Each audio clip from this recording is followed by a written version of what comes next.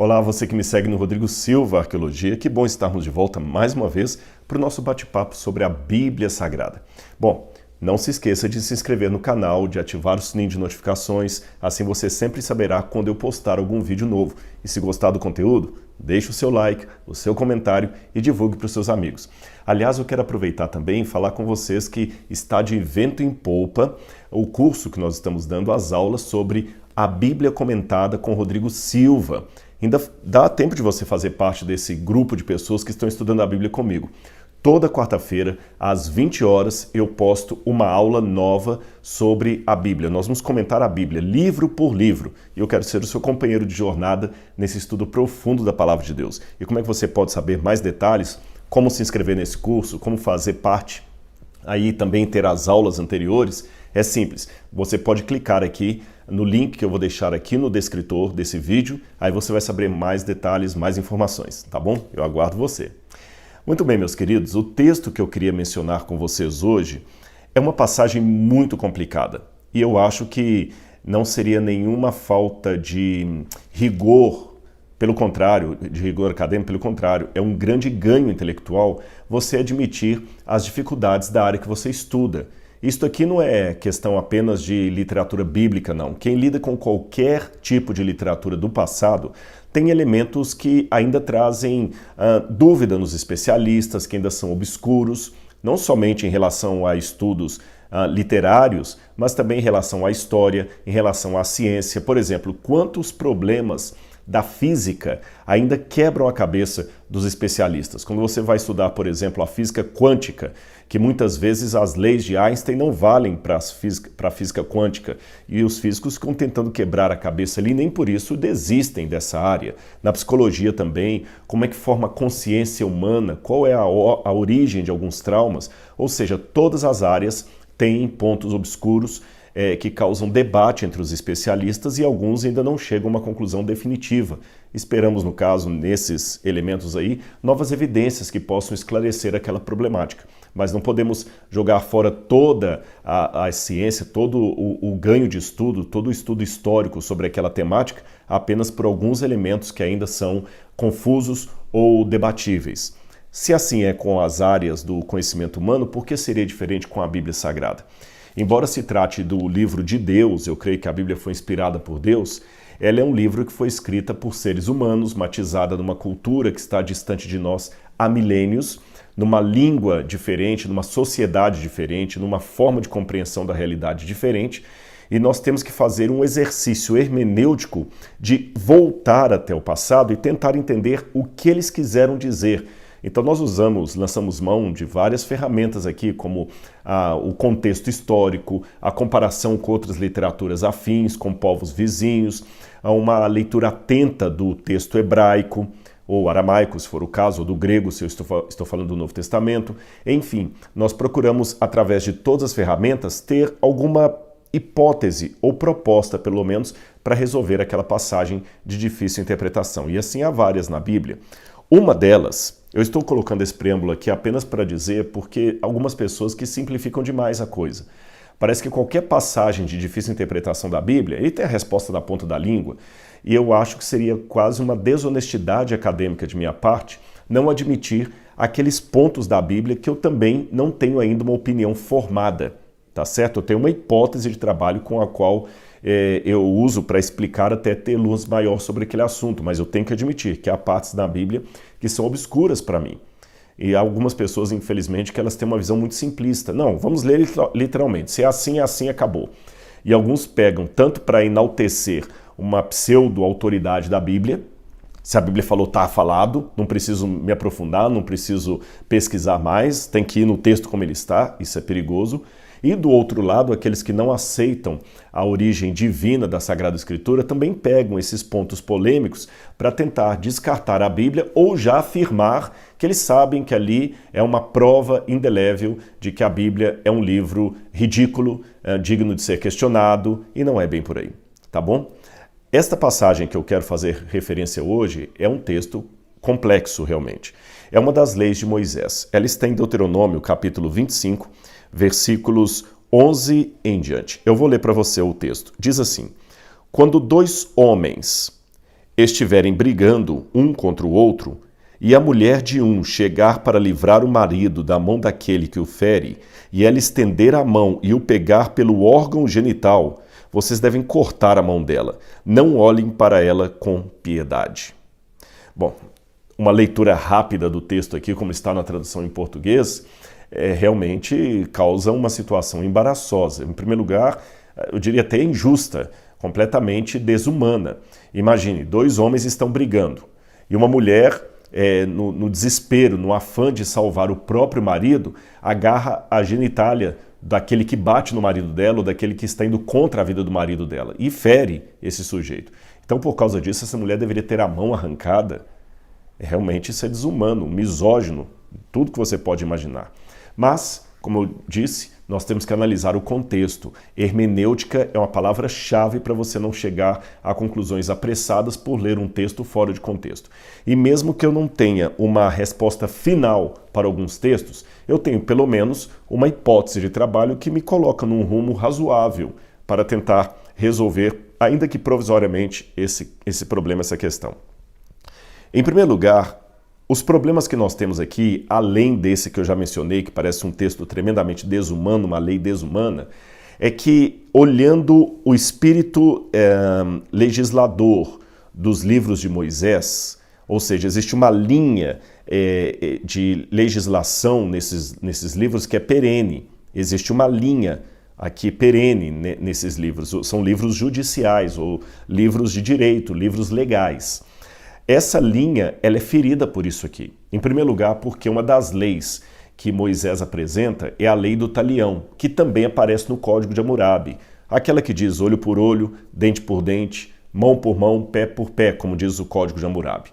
Essa lei, é claro, a maior parte dos rabinos e exegetas cristãos entendem que esta lei, quer se tratando do Código de Hammurabi, quer se tratando da Bíblia Sagrada, não é uma lei literal no sentido que arrancou o olho, tem que arrancar o olho do outro, arrancou a mão, tem que arrancar a mão do outro. Não, embora o Código de Hammurabi tenha leis muito severas para crimes como o adultério, o roubo, o perjúrio e outras coisas mais, essa lei do talião, ela significa o seguinte, que você deve pagar com a mesma moeda ou a mesma quantidade do prejuízo que você causou, tá certo? E parar por aí. Eu explico a vocês por quê. Essa lei, como eu falei, do talião, ela é anterior a Moisés. Ela já tinha no Código de Hammurabi. Moisés a coloca, mas Moisés está pelo menos aí uns 300 anos depois de Hammurabi, aproximadamente 3 séculos depois de Hammurabi. Então Moisés vem depois. Esta lei do talião, ela tem esse nome, até não é um nome original da Babilônia ou do texto de Moisés. Ela vem do latim, talionis. Talionis significa em latim tal qual, tal qual. É porque naquela época, não só ali na região do Levante, de Israel, mas em todo o Oriente Médio, a começar da Mesopotâmia, havia muito a ideia, a cultura da vingança.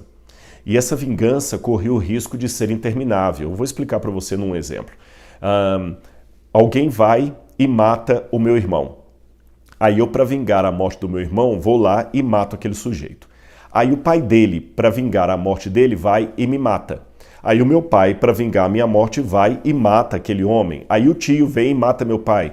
Se isto não tiver um limite, esta guerra de famílias pode ficar eterna e pode até causar uma ruptura num reino, uma tragédia num reino. Imagine duas famílias brigando desse jeito na cidade de Lagash ou Ur. Imagine, uma briga e vai e mata um, daqui a pouquinho não tem mais ninguém na cidade. Então a lei do talião, a lei do Código de Hammurabi, depois de Moisés, ela colocou um limite na vingança.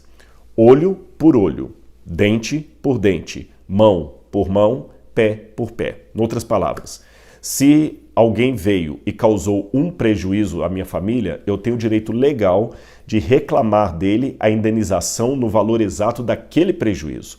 E a partir do momento em que o meu ato é um ato como eu diria, de compensação pelo prejuízo causado, o outro não pode agora querer vingança por isto.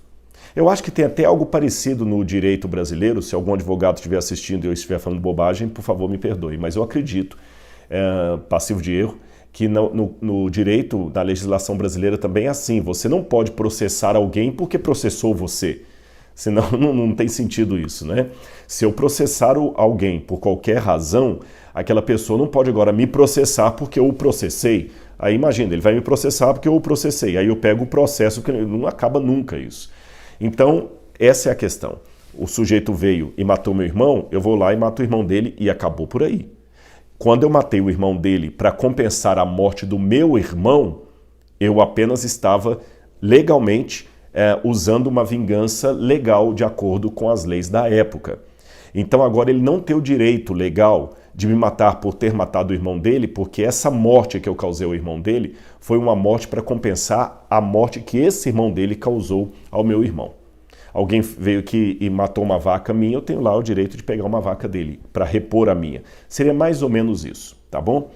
Esta lei aqui de Deuteronômio 25, 11 e 12, ela fere a lei de igualdade, a lei do talião, porque ela é muito descompensada. Veja bem, a mulher pega o testículo do homem e tem a mão dela cortada. Normalmente era parte por parte. Então você já vê que tem aí uma coisa... E um detalhe, porque na Bíblia fala que nas leis de Moisés que se um homem, por exemplo, ferir uma mulher grávida, tem essa lei também aqui em Moisés, se um homem fere uma mulher grávida, mas ela não perde o bebê e nem machuca demais a mulher, o que acontece? O marido dela pode pedir ao juiz o tipo de acerto que aquele homem deve fazer para compensar o machucado que ele provocou na mulher grávida. E o juiz que vai determinar, bom, então ele tem que pagar tanto. Mas nunca pode ser algo desproporcional. Ele apenas machucou a mulher que estava grávida, mas não feriu demais, ela não perdeu o bebê, nem perdeu a vida, aí agora eu vou lá e vou exigir que ele seja enforcado. Não faz sentido. Seria uma descompensação legal, que novamente eu tomo licença para achar que no direito brasileiro também é assim, não é? Você não pode agora exigir que o sujeito pague mais do que ele fez. Se uma pessoa foi condenada, por exemplo, por porte ilegal de arma, eu não posso condená-lo agora a 120 anos de cadeia por um porte... Não, por favor, não é bem isso. Uma pessoa que matou por crime doloso não pode ser sentenciada com a mesma sentença de alguém que cometeu um crime culposo, sem intenção de matar. Você percebeu? A pena tem que ser tem que ser proporcional ao delito cometido. E aqui nesse caso não parece isso, tá bem? Como é que nós podemos entender essa passagem aqui? Bom, a primeira coisa que nos chama atenção é que há algumas tentativas de solução que, para mim, não me convenceram muito. Vários judeus na Idade Média, comentaristas rabínicos, tentaram dizer que isso aqui era uma forma, quando fala que cortar a mão dela, essa expressão cortar, poderia ser no sentido de cortar os cabelos dela. Pode ser, mas aqui está, deve cortar a mão. O objeto do verbo aparece aqui, cortar a mão. Daqui a pouco eu vou explicar que não é bem mão a palavra que está no hebraico, mas de qualquer maneira, não fala cortar o cabelo. Se dissesse assim, vocês deverão cortar dela sem ter o objeto, eu poderia até preencher aquilo ali com o que eu quisesse. Mas alguns acham que seria cortar o cabelo, não cortar a mão. Então, quer dizer, ela seria, de certa forma, desonrada publicamente. Alguns rabinos vão mais longe ainda, dizendo que, na verdade, deveria cortar os cabelos e também os pelos pubianos, ou seja, a parte genital da mulher também deveria ser raspada publicamente. Novamente, eu tenho dificuldade com essa explicação do texto, em primeiro lugar, porque aqui não fala cortar os cabelos da parte genital da mulher, nem os cabelos da cabeça dela, diz a mão. Já falei, no hebraico não está bem mão, mas de qualquer maneira tem um objeto ali. E em segundo lugar, porque para raspar publicamente a parte genital de uma mulher, você estaria indo contra outra lei, que é justamente a lei da nudez, de colocar uma mulher desnuda publicamente, que era proibido também na lei de Moisés, descobrir a nudez de uma mulher em público. Então, novamente, não faz sentido essa interpretação que alguns dão. Mas essa interpretação que eles dão para falar que era cortar o cabelo da mulher, a parte que ela seria condenada, tem uma razão na língua original que me chama a atenção. E qual que é essa razão? A razão é o seguinte: quando diz aqui no hebraico, quando dois homens, no hebraico está o dual anashim, anashim, melhor dizendo, anashim. Anashim é dois, é o dual. É um tipo de plural que tem em hebraico que você fala nos pares, por exemplo, panaim, faces, tá certo? Shamaim, céus, maim, águas, sharaim, duas portas. Então, águas do céu, águas da terra, você entendeu? É assim que eles imaginam mais ou menos o dual. É um par, é quando uma coisa vem aos pares. Então, quando dois anashim estiverem brigando, e aqui é uma briga literal, tá bom? A palavra hebraica aqui significa uma briga literal. Aí diz o seguinte, um contra o outro, e a mulher pegar para livrar o marido da mão daquele que o fere, e ela estender a mão. Aí quando fala mulher estender a mão, a palavra hebraica é yad. Yad significa a mão mesmo, yad, tá bom? A mão, yad. A mulher estende a yad para pegar o órgão genital. Aí diz, vocês devem cortar a mão dela, aí traz a palavra kaf. Kaf não é bem mão. Kaf significa planta, palma. Pode ser, por exemplo, a planta dos pés ou a palma da mão. Então, em hebraico, isso aqui é yad, tá bom? Agora, isso aqui é kaf. A sola do pé também é kaf. Então, o que o texto original, e nesse ponto eu acho que os tradutores poderiam ter melhorado a tradução aqui, colocado realmente a planta, a palma da mão ou a planta do pé, ou pelo menos uma nota de rodapé explicativa aqui, ajudaria, porque a palavra não é a mesma no hebraico. Repito, quando está descrevendo o ato da mulher, diz que ela com a mão, yad, pega a genitália do opositor. Mas por isso deveriam cortar a kaf dela, que é justamente a palma da mão.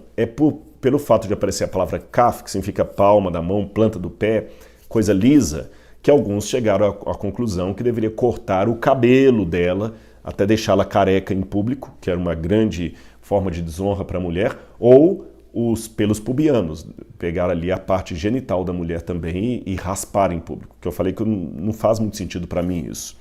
Mas eu devo chamar a atenção para essa diferença no hebraico, porque quando isso aqui foi escrito na lei de Moisés, se usou duas palavras distintas, é porque havia um motivo para isso, tá bom? Outra coisa que me facilita para entender um pouco isso é o contexto no qual essa palavra aparece, esses versos aqui aparecem. Eles estão no contexto maior de Deuteronômio 25, versos 5 até o 10, que fala da lei do levirato. O que ela era a lei do levirato? Era muito importante naquela época, pelos critérios sociais da ocasião, que um homem deixasse descendentes.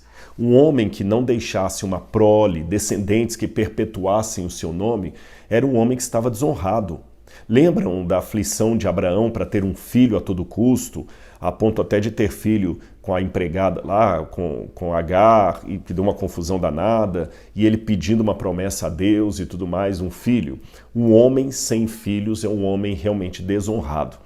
E a lei do levirato propunha justamente o seguinte: quando uma mulher ficava viúva, morreu o marido, era obrigação do cunhado casar com a cunhada para que, à medida que ele a engravidasse, os filhos que ela tivesse fossem considerados legalmente filhos do marido dela. Esta lei do levirato, ela acaba, assim, pelos conceitos da época, né, pelos padrões da época, acaba causando uma proteção da mulher, porque uma mulher viúva era uma mulher fadada à prostituição ou à mendicância, virar uma esmoleira, alguma coisa assim, ou ficar realmente vivendo de necessidade. Então, uma mulher viúva naquela época era como uma criança órfã nos dias de hoje, uma criança órfã. Então, se a mulher ficou viúva, ela não ia ficar desamparada, porque o cunhado teria que desposá-la, tá bom? E a memória do morto também não ficaria apagada, porque o cunhado deveria dar filhos para ela, mas aqueles filhos que ele teria com ela seriam legalmente filhos do que morreu. E assim perpetuaria, era uma forma legal de resolver isso. Tanto é que na Bíblia você tem o caso do crime de Onã, que ele teria que, com a sua cunhada, depois de casado, é claro, suscitar descendência para o seu irmão, mas a Bíblia fala que na relação sexual ele lançava o sêmen em terra para não engravidar a cunhada. que era uma coisa terrível. E quando você não engravida a cunhada também, toda a propriedade que o seu irmão deixou pode ser sua. Entenderam? Não vai ficar pro descendente dele. Então o camarada era um espertalhão ali. Mas voltando à lei do levirato, então ela tinha esse conceito. Agora, o cunhado, ele não era necessariamente obrigado a casar com ela.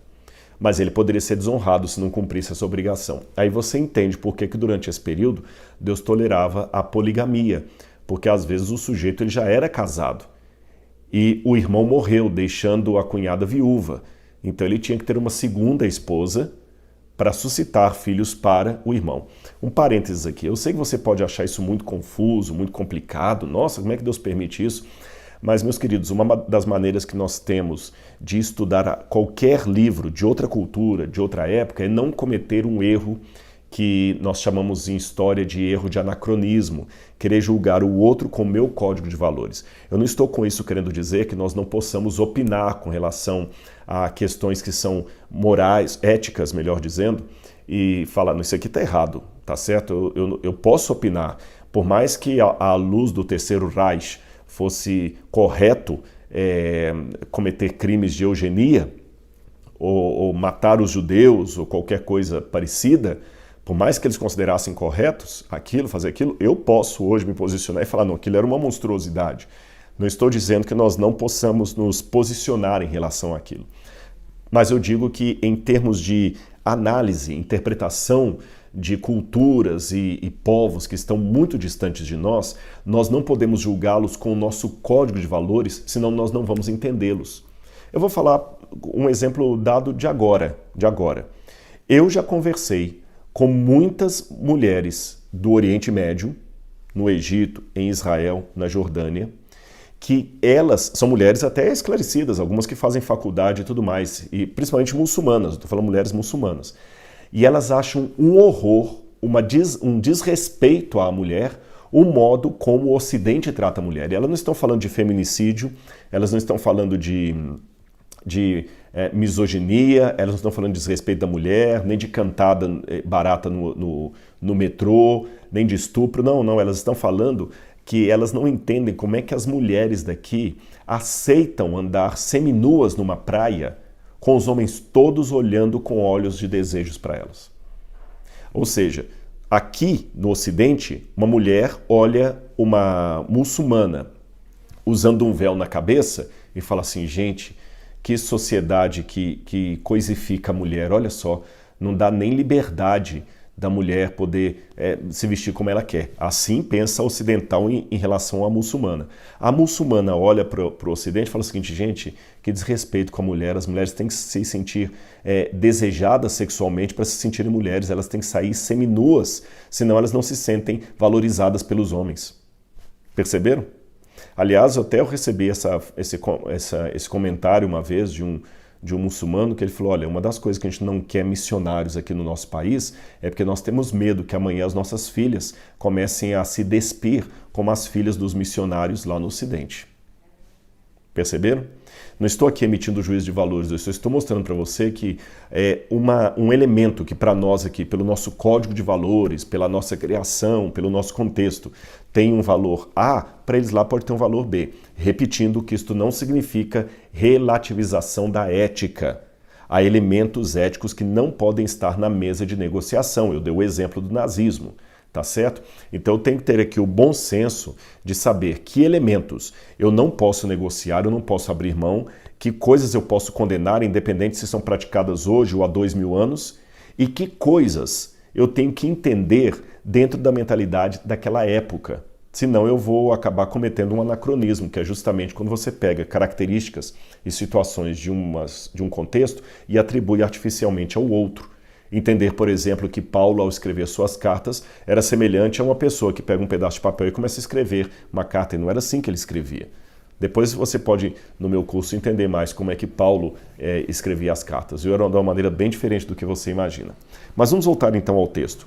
Eu estava falando da lei do levirato, essa lei que garantia a uma pessoa, se ela morresse, que a sua prole seria guardada porque o outro irmão casaria com a viúva.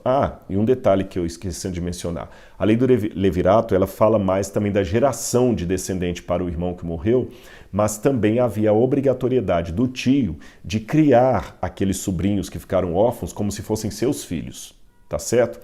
Aqui está falando então da lei do levirato. Mas, se o cunhado recusasse casar com a cunhada, tá certo? Ele falou, não quero casar com essa mulher, não. Mas você tem que casar com ela. O seu irmão morreu e a deixou viúva, e pela lei do levirato você deveria casar com ela, você é o parente mais próximo. Ele fala, eu não quero. Se ele fala, não quero, a mulher tem o direito de ir até o portão da cidade. Por que o portão da cidade?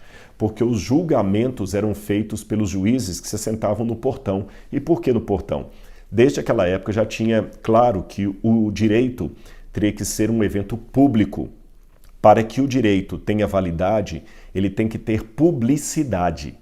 Ele não pode ser feito às escondidas, ali na moita. Todo mundo tem que poder ter acesso aos laudos, ao processo, depois de julgado, é claro, as razões que levaram à condenação. Um juiz não pode falar o seguinte, olha, eu condeno, mas não vou dar minha argumentação. Não, ele tem que fundamentar a decisão dele. E a publicidade do evento é que o torna mais justo possível. E falando das cidades antigas, qual era o lugar mais público que havia nas cidades? Era a porta da cidade. E se fosse um caso de uma pessoa ser, quem sabe, marginalizada, ela podia ser expulsa da cidade ali da porta mesmo e nem voltava. Se fosse apedrejada, por exemplo, da porta para fora já era a pena capital. Então, fazendo assim, a mulher ia até a porta, ali que os juízes e anciãos do povo se sentavam, e ela falava, olha, o meu marido morreu, meu cunhado não quer casar comigo para cumprir a lei do levirato. Os anciãos convocam aquele homem até a porta e ela tem o direito público, se ele continuar negando casar com ela, de tirar as sandálias dele em público, na vista dos anciãos, cuspir na cara dele e falar, olha, você não honrou o seu dever como cunhado. A partir desse momento, aquele homem ele teria uma certa morte social, porque a casa dele ia ser apelidada de a casa do descalço, daquele que está descalço, ou seja, daquele homem que não cumpre com o dever dele. Isso traria problemas para ele no comércio, na sociedade, com os vizinhos, ele não poderia candidatar a um cargo público, uma série de questões assim. É dentro dessa lei do levirato que aparece esse apêndice aqui, tá certo? Isto levou alguns a pensarem que quando o verso 11 diz, quando dois homens estiverem brigando, significaria que a mulher estaria lutando contra o cunhado para dar descendência ao marido falecido, e que seria simbólico essa questão dos dois irmãos brigando aqui. E significava, portanto, que ela não podia fazer o cunhado cumprir a lei do levirato a qualquer custo, tá certo? Provocando nele, por exemplo, uma lesão que ele não pudesse mais ter filhos. Alguns pensam assim. Bom, embora pareça razoável, alguns comentaristas vão para esse lado, a minha dificuldade com esse texto é que aqui parece que os dois irmãos estão vivos. E a briga deles é uma briga física, não é uma briga de debate, é uma briga física, tá certo? O outro problema que eu tenho aqui é que em nenhum lugar da lei de Moisés existe a determinação de amputar membros do corpo como pena por algum crime cometido. A não ser que você interprete o olho por olho, dente por dente, mão por mão, como sendo literal que a pessoa tem que cortar a mão. Mas eu falei que a maioria absoluta dos comentaristas não entendem isso como sendo literal, eu também não. Então nós não temos na legislação mosaica nenhum lugar, exceto este, em que prescreva-se a amputação de um membro do corpo para fazer jus a um crime cometido. Não faz parte do gênio da literatura da legislação mosaica, tá certo? E também não faz parte do gênio da legislação mosaica colocar símbolos. Então eu acredito aqui que são duas situações de briga real. A hipótese que eu uso para resolver esse texto aqui, portanto, irmãos, não é uma hipótese assim que resolve para longe de qualquer questionamento, mas é como eu interpreto essa passagem. Eu pego como base o verbo e a conjunção que aparece justamente aqui, a preposição, fala assim, vou ler para vocês o texto. Quando dois homens, anashim, estiverem brigando um contra o outro, e a mulher de um chegar para livrar o marido da mão daquele que o fere, e ela estender a mão e o pegar pelo órgão genital? Bom, aqui eu tenho algumas questões. Em primeiro lugar, que é muito difícil imaginar uma mulher com dois homens brigando, e eles usavam saiotes ou túnicas. Como é que uma mulher com dois homens brigando conseguiria agarrar o órgão genital de dos homens, do oponente ali? É um negócio meio difícil de imaginar a cena. Tá certo? Eles não estavam nus, estavam brigando ali de tenda, rolando. Como é que ela vai, na briga ali, conseguir pegar o órgão genital desse homem e pegar com tal força que causa uma lesão nele? É um negócio que não faz muito sentido, tá certo? Segundo lugar, ela podia atacar o oponente do marido dela de várias maneiras. Ela podia pegar uma pedra e jogar na cabeça dele, ela podia pegar um pedaço de pau e bater na cabeça dele, ela podia entrar na luta corpórea com ele junto com o marido. Se a lei estivesse apenas penalizando uma mulher que ia tentar defender o marido numa briga, essa lei colocaria o seguinte: qualquer mulher que entrar na briga e causar dano ao homem, de qualquer forma que for, ela será punida. E não é o caso. Falo de pegar o órgão genital. Você percebe? Pegar o órgão genital. Isso aqui me chama atenção. Não parece ser uma coisa literal, que ela vai lá e consegue pegar o órgão genital. Aliás, até eu me lembro aqui que tem uma lei da Assíria, do reino da Assíria. Existe um código, ele está quebrado na última parte, mas fala assim, de uma mulher que numa disputa causar danos ao testículo de um homem. Se ela apertar o testículo de um homem e causar dano num dos testículos, ela vai ter um dedo arrancado, porque ela causou danos ao testículo daquele homem. Se ela causar danos aos dois testículos, aí é a parte da lei que está faltando. A gente não sabe bem o que está ali, mas na Assíria tem alguma coisa nesse sentido. O contexto dessa lei da Assíria parece uma situação em que uma mulher está deitada, tendo relações sexuais com aquele homem de alguma natureza. Não é uma situação que ela atacou os testículos dele para se defender ou para defender alguém. Então esse texto da Assíria pode me lançar uma luz sobre aqui, tá certo? Segunda coisa que me chama a atenção. Você tem na Bíblia uma postura muito interessante que quando alguém ia fazer um juramento, ele ordenava a pessoa que colocasse a mão ali, justamente na coxa dele, perto da genitália. Nós temos isso, por exemplo, no que diz respeito a Abraão, quando ele vai pedir ao seu servo para poder ir buscar uma esposa para Isaac, tá certo? Abraão faz com ele um trato. Quer ver? Eu vou ler para vocês aqui, Gênesis capítulo 24, deixe-me ver aqui, só um segundinho, Gênesis capítulo 24, aqui ó, verso 1 e 2. Abraão já era velho, de idade bem avançada, e o Senhor lhe havia abençoado em tudo. Abraão disse ao mais antigo servo da sua casa, que governava tudo que possuía: ponha a sua mão por debaixo da minha coxa, para que eu faça com que você jure pelo Senhor, Deus do céu e da terra, que você não buscará uma esposa para o meu filho entre as filhas dos cananeus. Então havia esse costume. Aqui na tradução fala, coloca a mão debaixo da minha coxa, mas é justamente ali na coxa entre a virilha. Hoje, felizmente por isso, os homens acabam dando as mãos, né, quando vão fechar um negócio, fazer um acordo. Então, acordo fechado. Naquele tempo, quando um juramento solene era feito, a pessoa, o que era em grau de, como diz assim, de status menor, de hierarquia menor, ele tinha que colocar a mão na coxa do outro, ali na virilha, perto justamente ali da genitália do outro, e fazer o juramento. Então, o fato da mulher pegar a genitália do homem pode ser uma expressão idiomática no sentido de ela fazer um juramento falso para ele ou levá-lo de maneira enganosa a ressarcir o marido que ele bateu ou que ele provocou qualquer dano. É essa que é a impressão que eu passo. E essa ideia, para mim, ela pode ser reforçada por esse verbo chegar que aparece aqui. Olha, diz assim, olha, quando dois homens estiverem brigando um com o outro e a mulher de um chegar para livrar o marido dela, esse verbo chegar aqui em hebraico vaiareba, É um verbo que está no cal perfeito.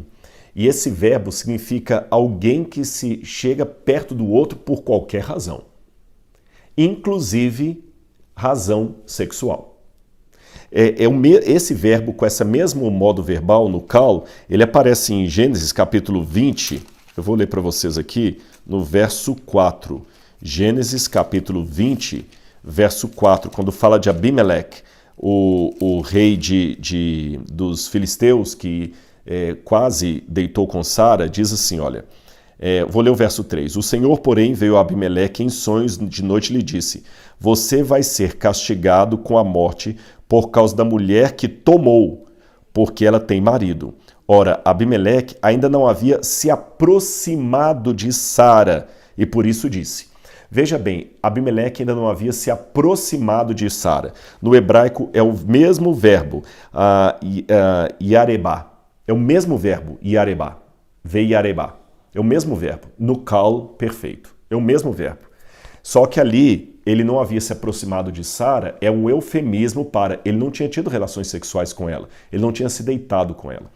Então, a partir disso, eu entendo que quando houvesse uma disputa entre dois homens e um estivesse prejudicando o outro, e a mulher, para vingar do marido, usasse de qualquer tipo de subterfúgio para causar dano no opressor, ela seria punida.